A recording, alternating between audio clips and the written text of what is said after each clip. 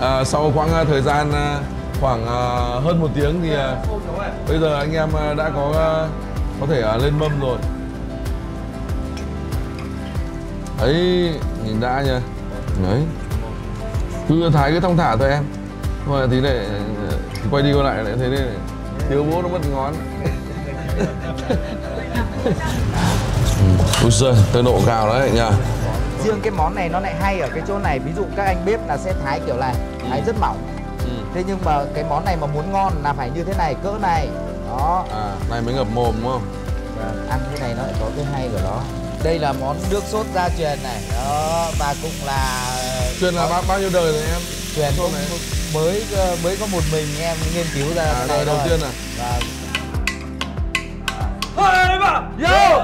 2, 3, vô! 2, 3, tam đảo vui!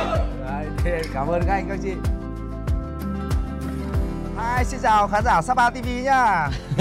Xin chào các bạn nhé. Hiện tại thì anh em mình vừa mới đi dâng hương tổ nghề ngành bếp các bạn ạ. Và ngày hôm nay thì tiện ghé qua đây thăm em Nam. Giới thiệu với cả Nam đây là anh Sơn. Đấy, một người anh của anh.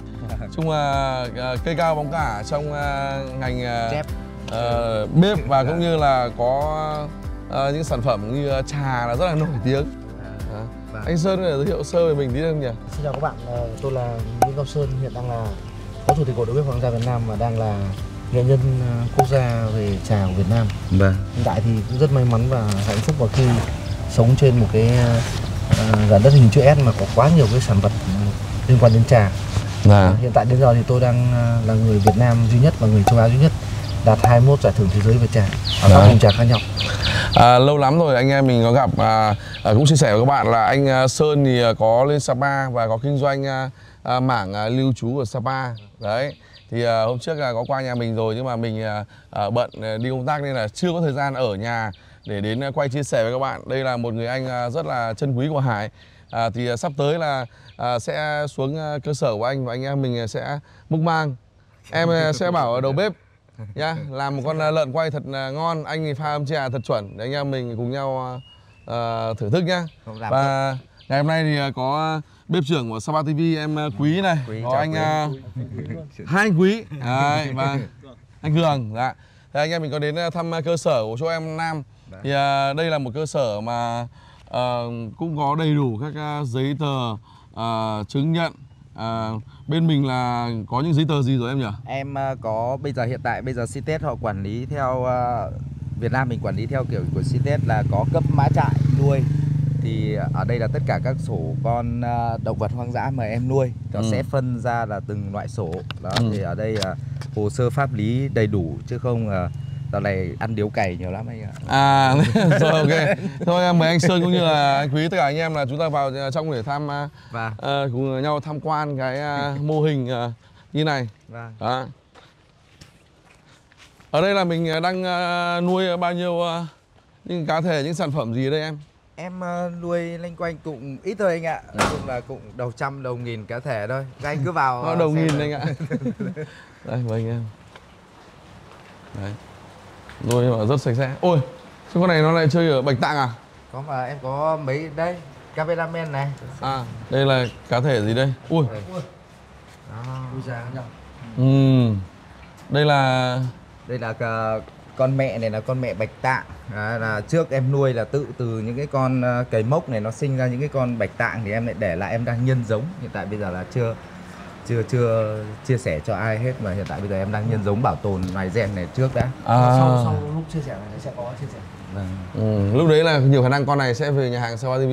Không, con này chắc không đâu. Không à? Không. Nó sinh sản được mấy như con này nó đang sinh sản. Ôi, chào đẹp quá. quá đẹp luôn các bạn ạ. Bây giờ mình mới nhìn thấy là bạn này đang có hai bạn nhỏ luôn này. Thôi được rồi thế rồi anh ạ. Con này nó đang stress, nó sẽ cắn con nó đúng không? Vâng, nó cắn con. Được rồi. Tí nữa nó hết tác động thì đây là con bố. Con bố này bố vẻ nằm hơi thảnh thơi đấy nhỉ. Đây con bố này nó rất chi là hiền. Đấy. Vậy mà bình thường hôm nay có ánh đèn bắt đầu nó hốt đấy. Thế ạ. Đây là con bố. Con này khoảng mấy cân anh? Con này khoảng hơn 5 cân này nhá. Cái đội này mà nó Bạch Tạng là nó bạch cả mắt luôn đấy anh ạ. Nó là như thế, buổi tối là đỏ ngầu. Còn đây con mẹ này nó cũng sắp sinh sản tiếp này. Đây, đây con này đang có bầu rồi. Có bầu đây là bọn em có ghi chép đầy đủ đây này. Bọn em có ghi chép đầy đủ phối ngày nào và sẽ dự kiến ngày nào là cho nó chấn trong ngày nào là mình ghi rõ luôn. sinh này, ngày đẻ là hay là phối ngày nào và ngày nào là sinh sản theo dõi, sẽ phải ghi chép vào sổ sách các thứ đầy đủ. thông thường cái thông tin đấy cung cấp cho bên cơ quan quản lý thì bao nhiêu cung cấp một lần? Thường thì bọn em có biến động thì bọn em sẽ tự ghi chép ở đây, còn họ sẽ kiểm tra theo định kỳ. Có thể là cơ quan họ cái này thì thực chất ra là ghi chép thì là do mình, có biến động thì họ ghi chép vào đây, bọn em tự ghi chép, sau họ sẽ có thời gian họ để họ kiểm tra định kỳ. Cái nhiệt độ để mà nuôi dòng này thì nó như hiện tại bây giờ thì em đang đảm bảo và duy trì được ở cái mức độ nó làm sao để cho nó phù hợp nhất, để mà mọi người đến đây bắt giống nhà em về thì thời tiết nào nó cũng có thể ở đây bạn Nam ngoài nuôi thương phẩm ra còn cung cấp giống cho bà con đấy. Mà thu mua lại cái sau này thì em lại thu mua lại, nhưng mà ví dụ như là chẳng hạn như đây để cái đây nói cho nó tít. Em cung cấp giống cho bà con và khi mà được em kiểm soát cái đầu giống và cái hồ sơ nguồn gốc hợp pháp thì em sẽ bao tiêu lại, và có thể là em sẽ nhập lại, em lại nuôi tiếp ở nhà hoặc là em lại chia sẻ cho mọi người khác. sinh kế cho bà con. Ở đây con nào hiện tại đang là con to nhất ở đây em? Ở bên này có con khoảng 9 đến 10 cân. Con này nó khoảng 8 cân. Ở đây là mình cứ nhốt ở đôi một là một đừng một cái hay là gì? Có thể là sẽ cho phối tập trung này. Đó. Đây là em đang cho phối từng đôi một, còn có thể là anh đi vòng đường này xong sang đây là bên này là cho phối tập trung. Mà ở đây thấy rất sạch sẽ anh nhỉ? Kiểu anh em mình vào tham quan nhưng mà nó cũng không có mùi. Ngoài cầy ra thì ở đây còn có cả có nhím, có dúi, có giòn. Đây là nhím. Đây sang xem con cầy to khổng lồ đấy trước đấy. Đây, như con này có thể to nhất có thể là như bình thường nó sẽ đạt được trọng lượng cơ thể của nó lên đến em nuôi đã kịch kim là 14 cân một con. Thế nhưng mà để mà đạt sinh sản tốt nhất hoặc là chất lượng thịt thơm nhất, ngon nhất thì nó sẽ là bình thường nó sẽ từ khoảng 7 cân đổ lại. Con này khoảng tầm gần 9 cân. 9 cân. Nó nặng lắm. Nhưng mà cái này có phải tắm rửa thường xuyên hàng ngày không? Có, cái đấy thì là dành cho để mà thay đổi cái sinh học của nó để cho nó lên giống nhanh thì có tắm, nhưng mà cũng không phải là thường xuyên. Mùa hè với lại mùa đông thì nhiệt độ của nó mùa đông thì như cái hộp mà các anh vừa xem nó sẽ là vừa là cái ổ đẻ vừa là cái ổ đẻ nó trú đông. Bản thân cái con cầy này hoặc là tất cả các loài động vật hoang dã ở phía Bắc hoặc là tất cả trên thế giới đều khi mùa đông là nó tự tích mỡ ở người nó, sau đó thì nó sẽ ngủ đông. Đó thì là về bản chất thì là không cần. Chẳng hạn như những con cầy ở trong miền Nam mà mang ra miền Bắc thì nó cũng khó qua nổi mùa đông, nhưng mà con ở miền Bắc này thì nó lại thoải mái. Nó lại đặc tính sinh trưởng và sinh học của nó như vậy. Ngoài cây đấy ra là em còn nuôi những sản phẩm gì nữa? Em còn nuôi nhím, nuôi giòn, nuôi dúi. Đi anh em mình đi tham quan anh nhỉ? Đấy. Tham quan này để cho các bạn thấy là bây giờ những cái sản phẩm này là cũng được nuôi thương phẩm rất là nhiều, có đầy đủ các giấy tờ chứng nhận. Đây là anh Hải này. Đây khi mà có chửa là nó trèo lên đây là nhìn thấy cái đầu ti nó đỏ đỏ đây này. Đầu ti nó đỏ đỏ này là nó sắp để đấy là nó có chửa. Đấy. Có quả chuối thì giữ dễ lắm, con này buổi tối mắt nó hồng lắm. Đây, như cái ti nó đỏ đỏ như thế này này, với kinh nghiệm của bọn em thì là nó sẽ nếu mà cái bạch tạng này một cặp con giống thì mà để nuôi như nếu mà trên thị trường có khoảng bao nhiêu? Nó cũng phải rơi đâu đó vào khoảng 4.000 đấy, 4.000. Tầm đấy. Hơn 4.000 một chút, 4-5.000. Rẻ nhỉ? Chưa đến cả chưa đến 10.000. Bán hết đây. Mình cũng thế, tầm khoảng 4-5 con trà thôi. 5 con trà mà chục năm là ngon rồi. Đây ngoài ra ở đây thì bọn em là nuôi cả nhím. Nhưng mà con này là con đực hay con cái? Con này con đực đây, con này tợn lắm. mà tại sao nó lại có cái tiếng nhiều rắn đuôi chuông ấy nhỉ? Cái tiếng này là cái tiếng để nó tự vệ, và con nhím này nó có hai cái bản năng tự vệ.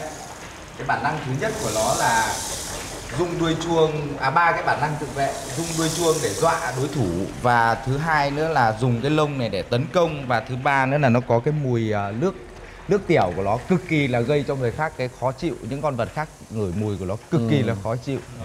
Nhà em nuôi nó nhiều ấy, nên là có những lúc nó sinh mình cũng không phát hiện được ra, đôi lúc nó cũng thế. Nó kiểm soát nó cái này nó nuôi nhiều quá thì đôi lúc nó cũng sẽ có những cái thời điểm nó cũng sẽ mất kiểm soát, đúng không? Và sơ suất chịu chả tránh được. Như con nhím này thì sẽ đạt được trọng lượng bắt đầu từ 7,5 kg cho tới 12 kg, và nếu mà là ở trong nghề bếp như của em mà em làm nhiều rồi thì nó sẽ vượt quá được 12 cân là sẽ không ngon nữa. Và dưới 7,5 cân là cũng không ngon. Có một cái thời điểm mà thú rừng nó như con cầy, có những thời điểm bắt rất dễ nhưng mà béo quá. Không, thời điểm mà gầy thì nó lại không ngon. Riêng cầy nhím thì cứ vượt gần đấy cân là nó béo. Còn cái con cầy là cứ quá tầm tháng 10 đổ đi là sẽ béo, và đến ra xuân cái nàng lại ngon. Và hai nữa là ví dụ như một cái nuôi là mình nuôi trưởng thành đến khi mình xuất chuồng trong giai đoạn là bao nhiêu thời gian? Để mà đạt trọng lượng được từ 8 cân đổ ngược thì sẽ rơi vào tầm 5 đến 6 tháng. Thì một con này nó sẽ ăn hết 20 cân ngô. 20 cân ngô, và rau dưa củ quả các thứ thì không tính. Chủ yếu ăn ngô đúng không? Ăn ngô này, đậu tương này, nói chung là rau dưa củ quả, các cái kiểu nguồn nguyên liệu rất là quan trọng thôi. Nguồn nguyên liệu thì em có cho farm hay nông trại để chăm sóc hay là như ở đây thì em sẽ đi xin những cái rau dưa củ quả ở quanh đây, có khi là cỏ rác hoặc là ngô đậu tương đấy, những cái đấy có những thứ thì vẫn phải mua, có những thứ thì em lại phải nhưng mà tận dụng được những cái rau củ quả. Tất cả anh phải trồng hết. Trồng ạ. Kèo trồng thì anh sẽ kiện là bây giờ mua thóc bây giờ nó toàn nó có cái bảo quản nó chim của anh chắc toàn chim đắt. Không, anh chỉ nuôi gáy thôi. Nuôi gáy 2.000 con. Vâng. Đâu? Anh em mình vâng. Dúi là đóng khu vực nào? Dúi ở đóng cánh cửa không? Tí này chạy đi chơi rồi. Bên này bao nhiêu con đây? Này hình như chạy mới đúng không? Chưa anh lên là chưa có chỗ này nhỉ? Có rồi chứ, em mới tách ra. Chẳng hạn như là có cầy này nó rất hay là ví dụ như có những cái con mà nó mới sinh sản á, thì là sẽ hạn chế cho người vào xem. Đó. Thì là có những cái khu thì sẽ không cho xem được, còn có những con thì đến cái tầm nào đấy thì mình sẽ xem được.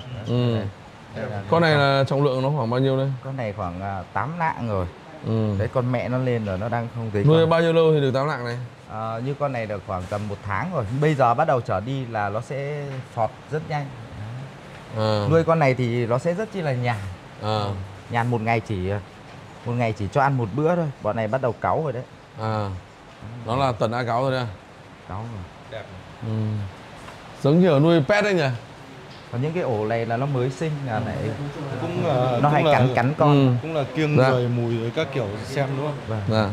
Nghĩa là đây là kiểu là lồng mới đây. Nó cũng giống như kiểu những loài chim mình ngó một phát. Như cái lồng này là em chuẩn bị là nó sinh sản xong này em sẽ tách hết ra đây để em nuôi tập trung như thế này. Đây. Đây là nuôi tập trung là có những 4 con liền này. Nhưng mà nó có hay đánh nhau? Con nào nó đánh nhau thì nó đánh nhau ngay, còn con nào nó không đánh nhau là nó không đánh nhau luôn. Vì anh thấy cả đông như này thì không biết là nó có đánh nhau không? Bây giờ đây là con mốc mình, còn con má đào của Thái thì hai cái má nó hồng hồng ấy, xong nó đạt trọng lượng khoảng 5-6 cân một con, tối đa của nó phải 6 cân. Em có con má đào nào to to như thế không? Em hiện tại bây giờ em chưa, em đang làm cái dự án, hôm nào phô anh sau, em đang làm dự án 700 con bố mẹ. Nhưng mà bọn em đang làm giống nên là cứ im đã, đến lúc nào bung là bung. Bí mật đúng không? Không rồi đi gom nó khó. Và là em cho ăn mía với tre luôn. Mía, tre, ngô, nếu mà nuôi nhiều thì sẽ phải là nghiền bột tre và cho ăn cơm nguội và trộn với bột tre. Nhiều quá nhỉ. Loài nó mà đỡ phát là mất ngón nữa. Đâu có cái này. Bảo đầu bếp quý về cũng là bảo anh em dùng cái này. Thỉnh thoảng Khỉnh luôn này. Con nào to nhất ở đây anh? Có cái con vừa nãy đấy. Giờ to quá nó cũng béo. Săn sẵn đều đều. Cái loại này nó có hay bị bệnh không? Lấm. Nó hay bị lấm da với lại cả bị đi ngoài. Còn con cầy với con nhím thì vô đối thủ. Về dịch bệnh thì vô đối thủ. Riêng con dúi này với con giòn thì lại rất hay bị đi ngoài và lấm. Cái đấy mình dễ chữa không? Chữa con dúi này cầu kỳ lắm. Có cái đấy nếu mà bị bệnh là dễ chữa lắm. Và Quý biết Hoa chuối, hoa chiếc cái thứ. Cây chuối rừng. Đi vào đây xem còn nhiều giòn không. Nếu mà về cơ bản thì nhìn đầu tiên nhìn nó khác gì con nhím đâu. Con giòn này thì nó sẽ như thế này. Cùng họ với nhím không? Nó cùng họ với cả nhím, lông nó sẽ nhỏ hơn. Có rất nhiều người bị nhầm tưởng giữa con giòn và con nhím như anh. Thì con giòn này nó sẽ có một cái lông đuôi trắng này, và cái lông đuôi của nó sẽ không tác động ra tiếng là một. Với thứ hai nữa là lông của nó sẽ màu đen và kim kim nhỏ nhỏ này. Còn cái nó khác hơn so với con nhím là cái lông của nó nhỏ, đuôi của nó dài. Đây, chẳng hạn như con này. Cái đuôi của nó dài hơn và cái nông của nó sẽ nhỏ hơn và trọng lượng cơ thể của nó sẽ nhỏ hơn. Em ơi, thế mà cái con giòn này mà anh thấy em không tách ra thành những cái cặp như này thì cái việc sinh sản của nó. Cái khu sinh sản thì có thể là em sẽ nuôi riêng ra một khu, còn thế đây là là ra phối là vẫn là bầy đàn. Vâng, ra phối là ra phối bầy đàn. Còn lúc nào mà ấy thì có thể phát hiện được ra. Thế nhưng mà trong trường hợp khi nó chữa nó chuẩn bị đẻ mình tách ra thì một mình mẹ nó nuôi các con hay là vẫn phải cần có bố? Không, bố là nó sẽ ăn hết các con đấy anh. Thế đấy là hiện tượng như mình vừa nhìn thấy rồi. Vâng. Còn con giòn với con nhím là rất dễ phát hiện, là cái vú nó lại ở bên sườn này này. Nó ở bên sườn này chứ lại không nằm ở bên thẳng dưới bụng. Vú của con này à? Vâng, vú của con này nó lại nằm ở đây này. Đây này, nó nằm ở dọc ở đây. Nhưng anh thấy con này nếu mà để phát hiện ở trên hình ảnh thì sẽ nhiều người nhầm với nhím. Nhầm đấy anh ạ. Rất nhiều người nhầm Giá được. trị kinh tế của con này với con nhím con này chắc cao hơn đấy ạ? Còn nó gấp 5 lần. Gấp 5 lần. Vâng, nó gấp 5 lần con nhím. Chung này. Vâng. 5 lần là tốt. Vâng. Nhưng mà hiệu quả thì với nhím thì sao? Hiệu quả thì tuy là bỏ ra một số tiền như thế thì nó cũng sẽ tương đương với nhau, nhưng đối với nhím thì anh phải nhân cái số lượng nó nhiều lên thì tức là nếu mà anh bỏ ra số tiền nó bằng nhau. Anh nói là hiệu quả nuôi nó kiểu đạt đấy. Em thấy nó tức là anh bỏ ra một cái số tiền là nó bằng với cả nhím, thì cái số tiền mà bỏ ra với giòn thì nó bằng với nhau. Tức là nó rẻ hơn thì lại nó gấp lên số lượng. Vâng.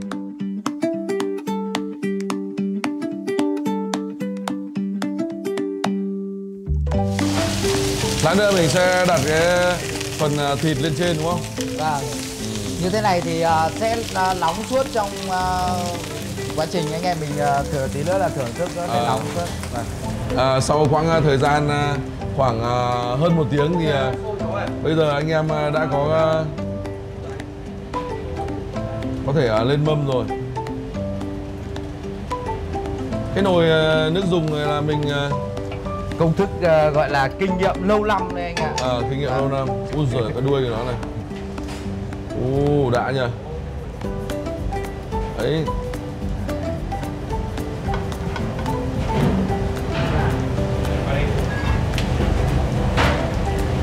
Tất cả là cho vào một nồi này.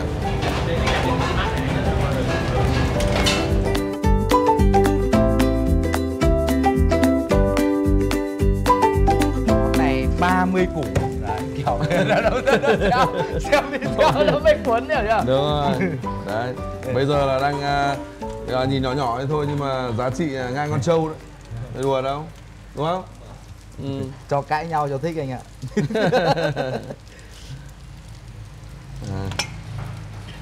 Ấy, nhìn đã nhờ. Thịt cái lòng này nó nở. Rồi thịt anh ạ. Nhìn nó chắc. Đấy, thấy chưa? Món này 30 củ cãi nhau inh hom đi. Này là ở đây là em đang giá nhà hàng em đang bán như nào? Em đang bán là 3 triệu 1 cân. 3 triệu 1 cân. Lên. Con này là bao nhiêu cân? Con này là 4 cân 6. Vâng. 3 triệu Là chế biến. Công chế biến các kiểu lên. Chế biến. thông thường một con này là được chế biến bao nhiêu món? Thường thì em sẽ tư vấn cho khách hàng là đến đây là chỉ ăn nướng hoặc là hấp và 3-4 món thôi, chứ không mình cũng không nên làm nhiều anh ạ. Làm nhiều nó sẽ mất cái vị ngon thật chất của nó. Thực ra chế ra các món nó cũng không ăn nó thành nhão mất anh ạ, nó không còn cái hương vị bản sắc riêng.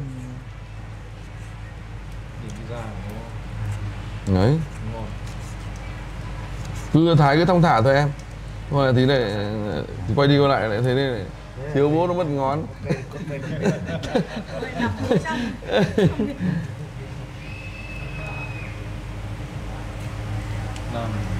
bác chuyên nghiệp. À. Có đẳng cấp của món này. Nam này là làm bếp là năm nay là được bao năm rồi nhỉ? Em chính thức là em làm bếp 9 năm, sau em về lấy vợ là em bỏ nghề. À. Thế cứ lấy vợ là bỏ nghề à? Lấy vợ bỏ nghề, dành thời gian cho vợ chứ không rồi. Anh em mình phải bố trí là làm thêm vợ nữa. Con cầy này nó rất hay nhá anh nhá. Dạ. Cái phần ví dụ như cái phần này, cái phần này nhá là sẽ là mỡ nó vừa và bóng bóng rất ngon. Thế nhưng mà có những người lại rất thích là lạc. Lạc thì nó sẽ chọn như cái này, nhưng mà bên em sẽ không làm những cái cầy lạc như thế. Và em sẽ chọn là một con cầy là 3 phần. Phần này là mỡ, ví dụ như anh thích ăn nó mỡ một tí, mỡ cầy này nó cực kỳ là ngon mà ngậy.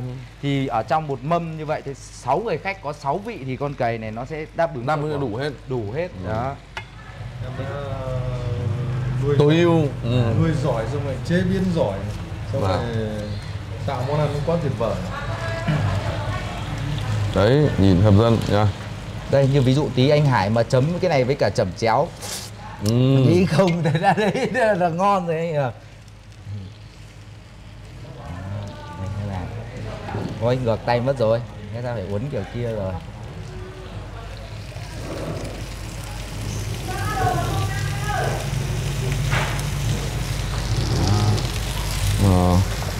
Cho nên cái bếp nó cứ xèo xèo thế hay nhỉ.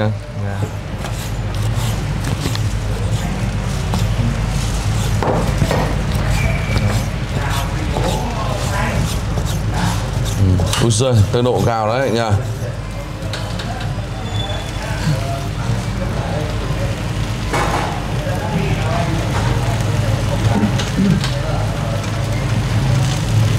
Đó, phần này Này có đông anh em nè, phần này Nam nó cũng hơi run. Ai thích ăn mỡ hay là lạc đều có hết.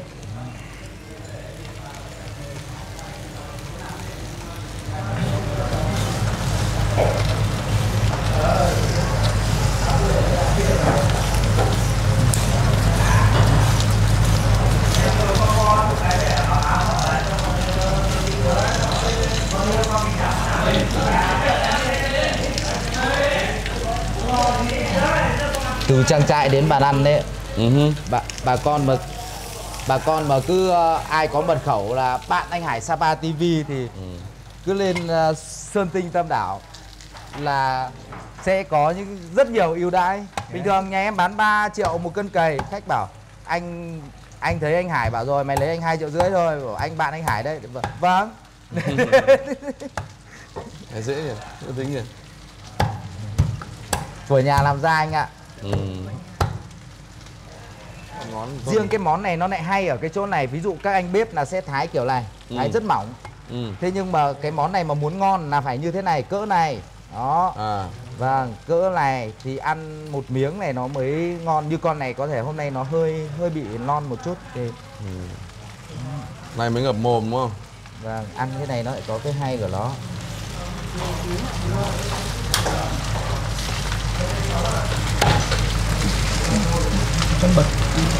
Rồi, miếng này ngọt lắm đấy nhỉ.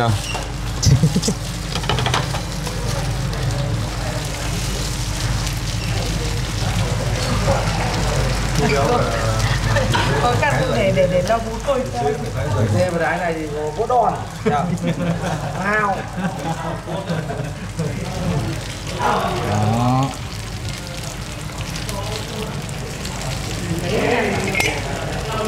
Đây là món nước sốt gia truyền này. Đó, và cũng là Truyền là bao nhiêu đời rồi em?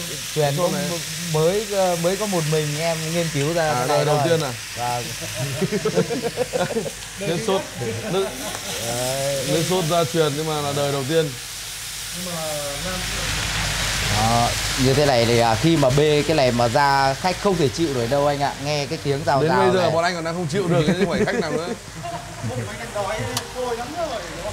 Nên là nó nhanh lên à?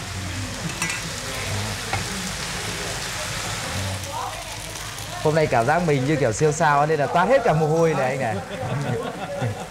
Bắn. Đấy, đây, Masterchef, Phó Chủ tịch Hội đầu bếp Hoàng gia. Anh hôm nay lên núi anh cảm nhận thế nào về hương vị núi rừng này? Đầu tiên thấy là đẹp mắt đấy. Đấy nha. Đấy cày cái này nhím luôn. Cái dúi này nó lại có một cái hương vị riêng, ăn cái da nó lại dẻo dẻo giòn giòn. Cái lòng là không thái đâu anh nhá, để cả khúc tí anh em mình cắt mỗi người đoạn cho nó đang chen cái đấy. Được. Có sao không? Không sao, thoải mái. Càng ngon em. Người ăn kiểu vậy càng ngon. Hôm nay anh Hải hết chê dai rồi, hôm nay đích thân em chọn rồi. Hôm trước gặp con hơi dai, mấy anh em nó làm nó hơi Rồi một để chia làm hai mâm. Hiện tại thì nhà hàng Sơn Tinh vẫn đang là đại lý phân phối chẩm chéo cũng như là đồ đặc sản Tây Bắc của Hải ở Tam Đảo các bạn nhá. Đấy. Và đây thì vẫn là bán là 100.000 một lọ. Vâng. 3 lọ là 200.000 phải không anh nhỉ? Hay là bao nhiêu nhỉ? 3 lọ 100.000 một lọ, 3 lọ là 300 chứ. 300 à? Mới định phá giá à? Thế không tặng à? Không tặng à? Đấy. Mua 3 lọ. Thì là tặng một lọ à? Tặng 1 lọ. Được đúng rồi. Nhưng mà nếu mà khách đến mà thưởng thức món cầy thì tặng luôn 2 lọ.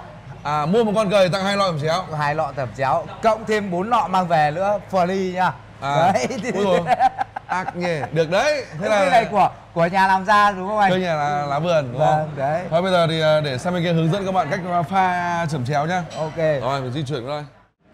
Bây giờ này em sẽ hướng dẫn các anh chị siêu đầu bếp pha chẩm chéo nhá. Vâng, cái món này là phải nhờ siêu anh Hải pha đây mới nhưng ngon. mà lần sau chú phải bố trí mấy bộ óc nhá. Để tìm óc cầy thôi. Anh vừa ăn rồi. Masterchef xem thơm không? Cái lô trước em thấy cái thơm cái mùi tỏi cô đơn là anh phải không? Tỏi Lý Sơn. Tỏi cô đơn. Cái lọ chẩm chéo mình thì làm nguyên liệu rất là đắt đỏ. Đó, ớt, tỏi. Đấy, cho ít nước. Anh thấy chẩm chéo của em ở trên mọi miền Tổ quốc rồi đấy. Dạ. Sao lại mọi miền Tổ quốc anh? Chẩm chéo bên em mà đang bày bán ở bên Mỹ này, châu Âu này, Dubai Trung Quốc này, Dubai không anh? thậm chí là các tiểu vương quốc Ả Rập. Thường là những cộng đồng người Việt ấy. Nó chưa cho bên than Nga nữa. Em ơi, cầm giúp anh cái này.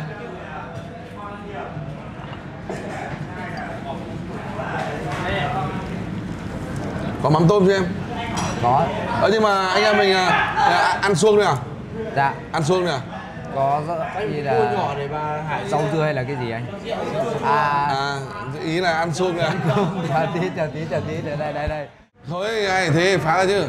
Thế anh cầm một cái xong cạch một cái xong em đập thì nó hay hơn nào? Anh Sơn. Anh em cầm đúng kiểu Lương Sơn Bạc này. Rồi, luyện công. Giờ mời tất cả các bác dùng bữa cùng anh em mình nhá. Đấy. Đây. Rượu này gọi là rượu gì? Rượu này là rượu Phúc Kiến, có mấy người bạn bên đấy cho em mấy ống. Hôm nay khách quý lên đây thì bỏ ra anh em mình ngồi. Sao cái này cứng thế nhỉ? Có đầu nào nhỉ?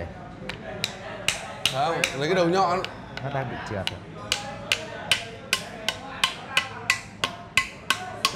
Anh Toàn đưa em cái anh sai chưa?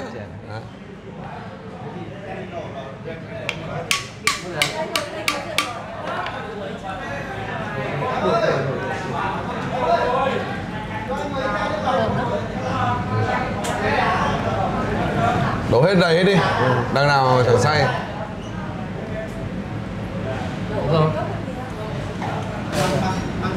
đây là vị của cái rượu ngũ nương. Có thơm nhỉ?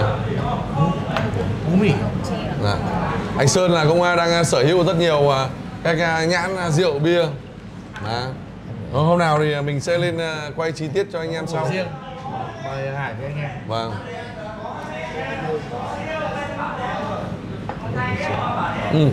Cái rượu này nó nặng giống như kiểu là Mao Đài ấy.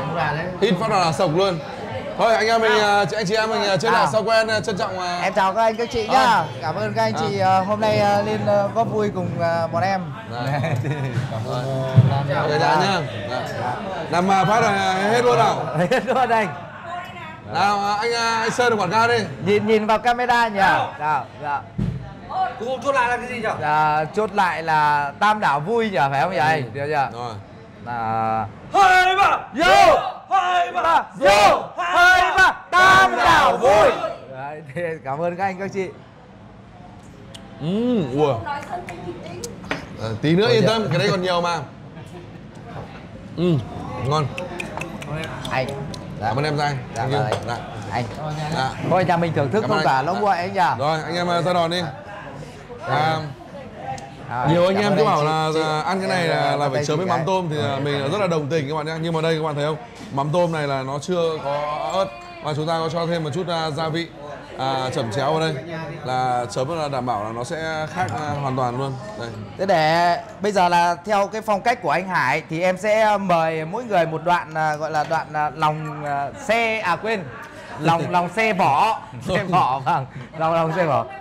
Không, cái này có khoảng 40 phân thôi chị ạ. Dạ. Anh hôm nay ngồi với Hải mới biết là cho cái quả em vào, bình thường cứ ăn không luôn. Dạ, thơm lắm. Anh cho nước mắm cho vào thơm. Thường mình cho muối chanh thôi, nó bị khô. Mà ra còn pha với cả nước à? Trời ơi, không xem hướng dẫn sử dụng cái gì cả. Em ở nhà cái này vợ em nó thích ăn lẩu này, xong nó chấm xoài này, nước mắm hay là xì dầu em cho hết. Nó có cái mùi thơm. Em Giai cứ ngồi xuống đi em Giai. Đây. Đấy. Em xin phép là bốc tay nhá, nhưng mà mời Ok. anh đoạn Đây, này đây. đây mà đoạn này to nhất thì cây cao bóng cả. Mời Tráng Sĩ. Tráng Sĩ thử Đây. luôn cái này đi nào, test thử luôn. Này, anh này. Thôi ăn anh em mình ăn kiểu này nó đấy. Thôi em cầm tay nhá, tay sạch không sao đâu anh chị. Đó, đây. Đây mời mỗi người miếng thôi. Ok. Này. Dạ. Anh xé hộ em một hai miếng. Dạ. Đây, chị. Giờ... Chị cầm hộ em với. Đây. Đây hai miếng. Hương vị nó khác ngay. Đây. Cái này mà chấm thịt dê là hơi Đây, uy chị. tín đấy. Đây, Huy nhảy ra. Cho Lấy tí giấy về. ngồi đi em. Đây em ngồi luôn này.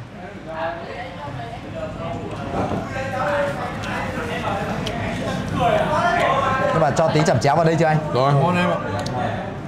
Mà vấn đề nó không phá vị, Đó. không bị mất đi vị. Đúng không? Đó. Này. Mắm tôm mà cho chẩm chéo vào đây là vừa thơm nhỉ anh nhỉ? Chuẩn không? Chuẩn. Hợp không anh? Hợp. Cảm ơn anh nhé. Ngon đấy. Thì các anh làm nhà hàng thì thôi mỗi người ủng hộ em mấy thùng nhá. Vâng. Tiện thể khán giả của Sapa TV là hiện tại bây giờ Liên Tam Đảo có độc nhất vô nhị nhà hàng Sơn Tinh là đại lý phân phối cho anh Hải Sapa TV chẩm chéo. Đúng rồi. Mua 3 lọ tặng 1 lọ mà ăn một con cầy thì cho cả họ ăn chẩm chéo. Đấy.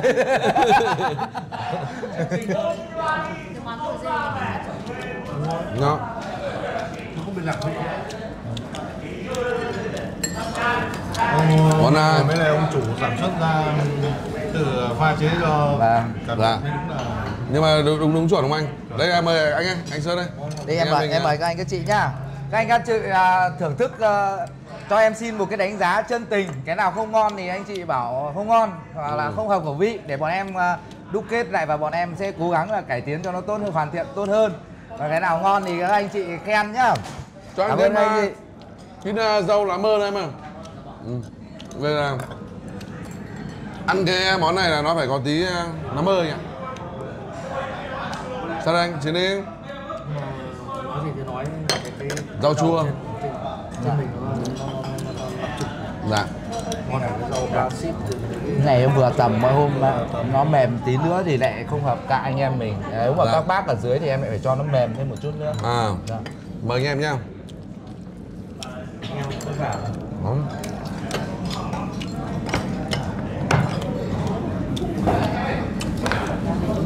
Ở cái là ở Sapa và Tam Đảo nó có cái rau chua. Vâng. Đó. Em bảo các em nó làm thêm mấy loại mắm tôm nữa, mấy bát mắm tôm nữa. Anh dùng. Đúng đấy anh từng miếng cay rồi. Cay là ngon, vị rất là ok. Vâng. Đây với lại là hôm nay anh Sơn là lần đầu tiên xuất hiện trên kênh mà anh em thì bên nhau lâu rồi. Đấy em gửi anh quả Đây anh dùng. chân uy tín lắm cái con này đấy. Thực ra là lần đầu tiên xuất hiện trên kênh thì là không phải. Anh em đã từ ở Lai Châu rồi. Vâng. Ở lễ hội chè không ý là lần đầu tiên ngồi nhậu như thế này. Đó. nói lại thì cái nguyên liệu đầu vào ra tốt của Vâng. kết hợp với cái kinh nghiệm lâu năm của em nữa. Vâng. Thực ra là cái món ăn nó rất là tròn vẹn, nó vừa đủ. nếu mà cái gì thì không nói, nhưng mà về đồ rừng ấy thì là gần như là em có kinh nghiệm và bọn em đã là những cái người kiểm soát được tất cả đầu vào đầu ra, và bọn em được có kinh nghiệm làm rất nhiều. Như nhà hàng em mỗi tháng bình quân thôi, nhà hàng mà chưa nói là ship mang đi ấy, thì cứ mỗi thứ phải tính đầu tạ anh ạ. Đấy. Còn chưa kể là phân phối cho các nhà hàng khách sạn nữa. Vâng. Hay quá. Nhưng mà anh lại đánh giá thêm là về từ cái nguồn giống của em. Vâng. Nguồn giống của em là ok này. Vâng. Cách nuôi của em rất là chỉn chu rồi. Vâng. Tôi nghĩ là nó là kết hợp Vâng. Sạch sẽ này. Là bạn đấy. Em mày Tất nhiên là ở nhà thì rất đam mê với gà này rất lâu rồi. Vâng. Vâng. Thì anh nghĩ là cái món này nó rất là hoàn hảo. Vâng. Vâng. Nào đâu hai ông bà chủ dê đâu nhỉ? Đây. Anh chị đấy, bây giờ có bao nhiêu nhà hàng dê? Tới hiện tại là đang có 2 Cứ ngồi xuống an toàn rồi. Huyền ơi, Anh ơi, Huyền. 2 cái đúng không? Huyền ơi, Huyền. chuẩn bị cơ sở Cho anh cái quạt. Nào cho em xin phép xuống Cho anh cái thưởng quạt thức vào đây. review quán nhá. Ok, anh cảm ơn. Anh ngày xưa nhà hàng. Wow, rồi lặng thế nhở? Cảm ơn em nhé. Vâng. Có bữa ăn Cảm ơn anh. rất là ngon. Ôi không có gì đâu. Các anh, cảm ơn. các chị lên với em này là vui lắm. Vâng. Dạ. Món gì đây? Canh đắng à? Cái món nhặng của anh đây. Dạ. khách ăn không biết làm gì. Không, quan trọng nhất đấy là em này có lý do để đến thăm anh chị thường xuyên. món Đúng này không? là phải chung Đấy. lên để cho hết cái vùng mắm tôm đi. Rồi, anh ơi, cảm ơn Nam cái đi. Vâng. Chúc khỏe nhá. Vâng, cảm Có ơn gì anh. thay đổi thì Dạ. chú cứ phân phối đồ cho nhà anh ấy. Chú bán chẩm chéo, anh lại bán cây dối cho chú. Vâng. Ok chưa? Thì anh em mình vẫn thế mà. Đây là cũng lên TV tí, nhưng mà mọi hôm nó có bảo là anh Hải xuống đây thì chú mất bao nhiêu tiền, thì bảo anh em tao chơi thân với nhau đấy, nó không phải thuê gì view hay cái gì đâu, không phải chỗ nào mà bác Hải bác cũng vào đâu nha anh em nhá. Thực sự mình cũng phải chia sẻ thật với các bạn là tất cả những cái nhà hàng mà mình đến ăn thường là những nhà hàng mà có đánh giá rất là tốt rồi, Vâng. món ăn ngon rồi. Còn ví dụ như là anh em mình đến ăn các bác quay chia sẻ như này Vâng. thì chẳng may giống như kiểu là em gì cái xe cái gì đấy thì phải thông cảm, bởi vì là bọn tôi đi ăn cũng Cảm thấy ngon là Vâng, là đấy. ok đúng không anh? cái thời điểm mình ăn thì nó ngon thật, Vâng. nhưng mà nếu mà thằng kia mà đi kiểm nghiệm mà nó bị làm sao thì đấy là phải đợi thồn với mình đấy. Anh nhá. Dạ, anh. Dạ vâng anh. Ok. Anh. Dạ. Nhưng mà đợt tới này khả năng là cho em xin chân đại lý phân phối cả thịt trâu các bếp. Đủ hết đi.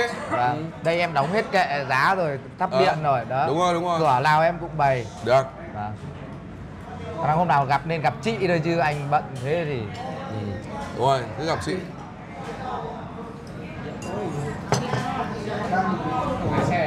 Tiện đây thì em cũng xin giới thiệu với mọi người một chút. Thì nhiều khi múa rìu cũng không qua mắt thợ đâu, nhưng mà cái món này là món từ nòng con nhím. Và cái rau này là lá lốt chứ không phải là cái rau đắng.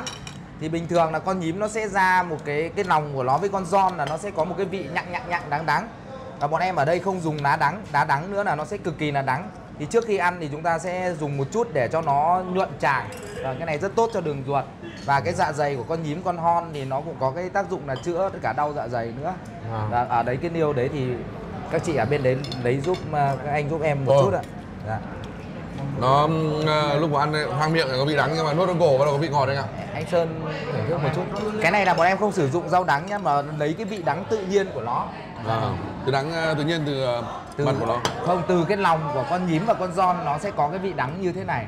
Dạ. Chứ không cần phải sử dụng thêm cái đá đắng thêm một tí nữa là không ngon nữa. Nó phải để giữ nguyên cái vị này. Ngọt. Vâng. Cái bản sắc ở đây em nấu đồ rừng này em muốn cố gắng giữ nguyên cái vị của nó. Nó thuần vị. Vâng. Mà nó hợp với để nó nốt nhỉ? Hợp ạ. Nó hơi the kiểu này ăn nó mới là chuẩn vị anh ạ. Còn đắng quá ăn nó sẽ không ngon. Nào. Giòn có vẻ hơi non quá đúng không? Giòn cũng như thế anh ạ. Đâu, đây là làm miếng giòn nào. Nấu kiểu này hơi nhặng gọi là canh đắng, nhưng đắng vừa thế này thì mới là ngon. Đắng quá là sẽ anh em mình mà nhậu này uống rượu và tí nữa cảm giác nó rát cổ lắm. Và mời anh em thưởng thức miếng giòn nha, giòn hấp.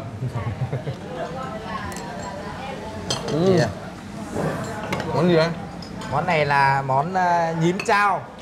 Đây là hôm nay là món mới mà cũng chưa có trong thực đơn của nhà hàng. Món này là đích thân em hôm nay bảo bếp trưởng là em ướp xong là anh em ăn thử đi. Và là thử nghiệm à? Và thử nghiệm, giờ đánh giá giúp em để cho nhà hàng thêm nhiều cái góp ý để bọn em cố gắng vào việc luôn nhỉ? Vâng. Đây là nhím chao luôn. Vâng. Đây là món nhím chao. Ra mấy cái thịt nhím này là ăn là nó phải có một tí lá lốt.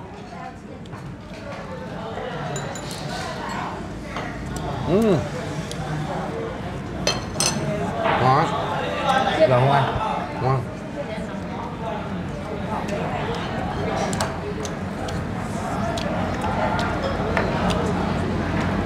Đây cái bát nước chấm đâu rồi? Của anh ấy đâu? À, vâng. Đây cho rồi bác rồi. Đấy, để hẳn một bát ở đấy. Vâng. Anh Toàn đây có làm chén không? Xuất sắc. Lâu lâu anh mới ăn lại được cái món chao món đấy. Vâng. Lâu anh mới Vâng. Tức là em muốn làm cái gì đấy là truyền tải. Anh Toàn từ tận Hà Giang qua các bạn nhé. Anh Đấy. em Lào Cai với Hà Giang gặp nhau ở coi như là Tam Đảo. Mời các anh Ok anh. Mỗi lần lên đến Hà Giang mà buồn buồn là hãy rủ anh đi nhậu. Vâng. Thế tí em phải xin cái info của anh đấy. Em bây giờ gần như là nhà của em khẩu trên đấy rồi đấy anh. Rất nhiều đấy là cây dại mọc. Dạ. Em có gần 2 km mặt đường trên đấy. À, Khoe với bác Hải đấy. 23 Hà Giang cái nhỉ? 23 Hà Giang. Dạ.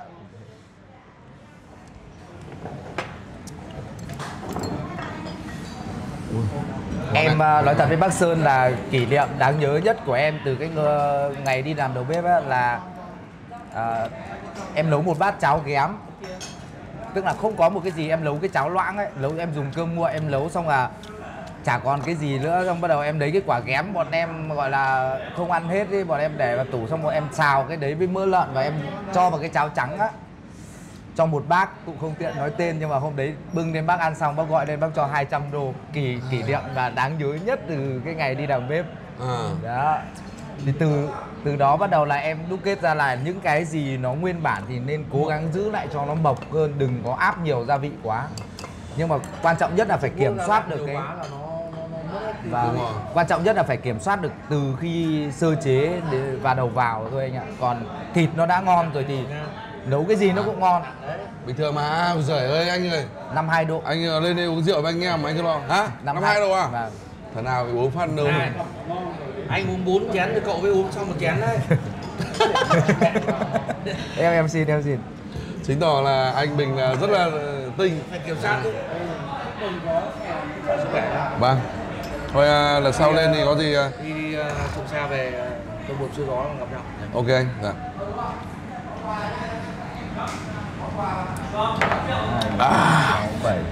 Tuyệt vời. Anh em ra đó đây đây. này em uống với quý cái nhờ bếp trưởng, cà phê suốt nhưng mà Đấy. hôm nay em mới xuống tận Tam Đảo này nhá. Ok cảm ơn. ngày càng phát triển mạnh mẽ về mặt nhà hàng với lại về Ok em. Nếu sau này em có dịp thì em cũng rất là muốn được xuống học hỏi anh. thôi không có gì đâu anh, bây giờ già rồi còn phải học các chú. Thật sự là mấy anh em bếp mới à. Đây giới thiệu mọi người, đây là bếp trưởng của nhà hàng Sapa TV. Nghe anh Hải review là bạn này bạn điều hành cái nhà hàng rất tốt đúng không anh? Đúng rồi. Một mình bạn điều hành rất tốt đúng không? Đúng. Quan trọng nhất là những lúc mà khách ốp là không bị vỡ trận là Cứ ok 300 rồi. đến 500 khách mà nó không, mấy bếp mà không táng nhau là ok rồi. Đấy. Chưa nhiều khi mà những nhà hàng mà nó được setup sẵn anh biết rồi đúng không? Anh ở đây anh không thích khách đông, anh thích kiểu cứ từ du dương rồi. Để làm sao mình phục vụ chu đáo. Vâng. Hôm nay phải nói là rất là tuyệt vời khi đến với Tam Đảo. Em Nam tiếp đón anh em rất là chu đáo. Từ Hy năm vọng ngoái là mỗi năm là anh em mình thường xuyên phải về giỗ tổ nghề. Đấy, để ta té qua đây nhá. Anh ơi, sang năm cho em tham gia với nhá. Ok. Anh. Dạ. Nào cả nhà mình nâng ly tô cái đoàn kết để Nhưng mà trước khi uống, nếu mà khán giả của kênh Sapa TV muốn ăn những con như này hoặc mua về thì gọi cho em vào số nào nhỉ? Số của em là 09 41 626 939. Ok. Và lấy mật khẩu Sapa TV là tóm lại giảm là 20%. không cần giảm. Ví dụ đang bán 3 triệu nhá, 2,5 triệu được không? Được. Riêng Sapa TV mật khẩu là như thế nhá. 2,2 triệu được không? Được. 1,8 triệu được không? Cũng được. Đấy. Và ở đây thì còn rất nhiều các ông bà chủ ở các nhà hàng, nhưng mà hôm nào mình sẽ đến tận nơi review cho anh em cùng xem nhá. Cảm ơn tất cả mọi người. Em khách đến nhà em đọc bát của anh Hải làm em 1, thiệt hại nhiều lắm. 2, 3, vô. 2, 3, vô. 2, 3.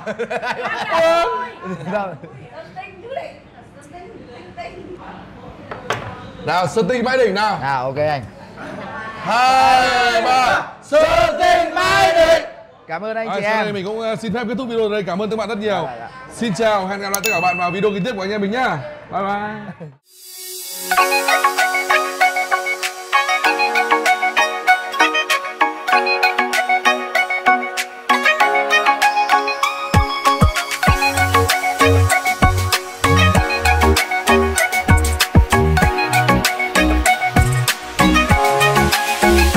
Từ miền xuôi anh đến với rừng, anh mang theo tình yêu cùng bao mơ ước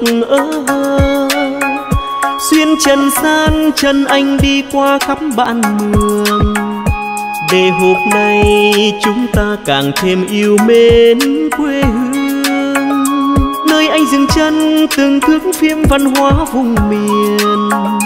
Đẹp biết bao ta luôn tự hào. Cảm ơn anh chàng trai kết nối yêu thương. Đây Lào Cai nơi vùng biên giới hôm nay tìm về. Anh cùng em bên chung rượu cần, mình kết duyên trong phiên chợ tình. Đẹp biết bao chợ tình biên giới Sapa. Em mời anh ăn miếng thịt to uống bát rượu đầy. Hương nồng say theo em cùng về, tìm đến đây chào duyên hò hẹn. Chào đón anh nhà hàng Sapa TV. Bên nhau người ơi, cùng kết giao duyên nghĩa cuộc đời.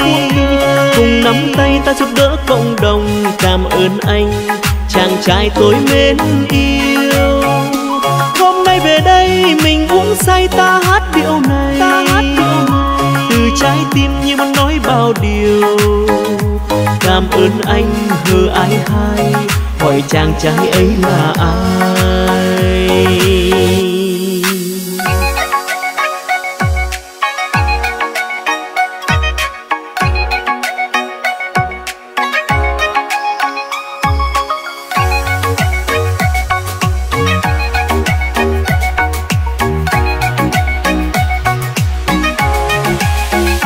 Từ miền xuôi anh đến với rừng, anh mang theo tình yêu cùng bao mơ ước